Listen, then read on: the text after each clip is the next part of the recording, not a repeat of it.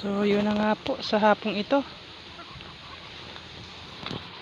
Mag-aalas 6 na po ng hapon. Ito po, at pinapakain ko po rin aking mga alaga ng saging. Kanilang merienda sa hapong ito. Ito pong aking dalawang alagang baboy, ay ito po ay medyo malambot ang kanilang dumi. Kaya po pinapakain ko nitong saging. Ganda po sa kanila yan. Saging at sa kambing ko rin. Sama-sama na po yan mga yan. Yan po ang kanilang merienda. Pati po manok at pato. Yan po ang kanilang merienda. Sa hapong ito. Sama-sama na po yan mga yan. Ito po ay subok na. Itong saging pagka ganitong medyo malambot ang tae ng ating mga alaga. Yan po. Kitang-kita po natin na malambot yung kanilang dumi. Ito ay nasusobrahan po ng kain yan.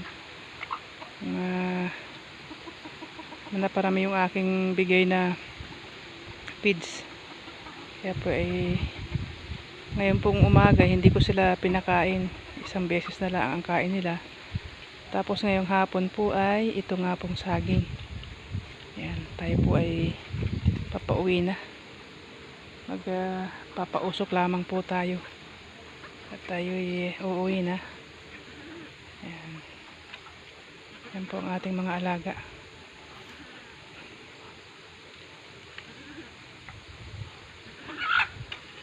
Kanya-kanya po silang kwan saging. Ito pong ating natiran dalawa. Tatlo po ito. Yung isa po ay maliit na babae. Yung hindi nakadede ng husto. Napag-iwan naman ng mga kanyang mga kapatid. Yan po. Tayo po ay inabot na ng hapon. At inaasikaso po natin yung tataniman ng mga pagkain nga po ng hayop natin. Marami na po itong ating mga alaga. Kulang ang kanilang pagkain, kukulangin pag hindi po tayo nagtanim.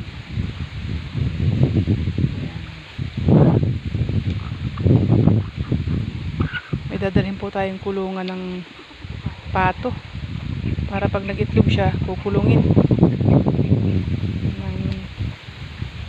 Matutuloy ang pagpisa ng mga itlog.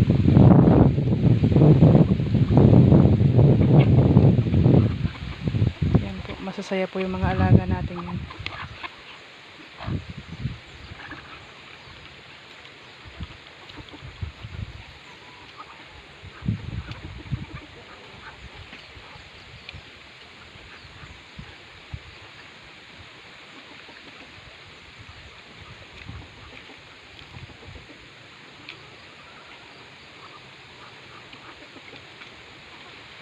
Medyo makalat pa at hindi pa tayo nakakapaglinis ng kapaligiran dito.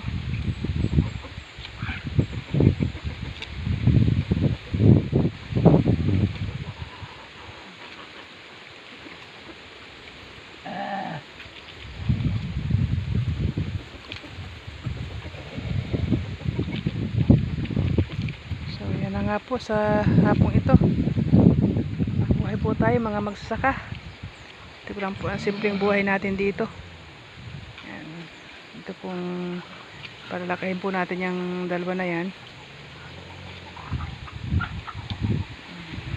Buhay na po. Nagpapakabuhay na po yung mga yan. Malaya po nakakagala dito yan.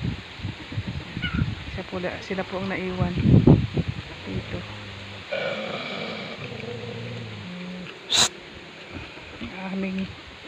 Aking babaeng aso ay naglalandi. May mga manliligaw din eh. Ayan na nga po. Ito po yung ating iba pang alagang kambing. Ayan. Buntis na po yung inahin na yan. Yun po ang ating barako. Ayan po naman yung bagong anak. So yan na nga po. Sa hapong ito. Kapagpalang araw po. Happy farming.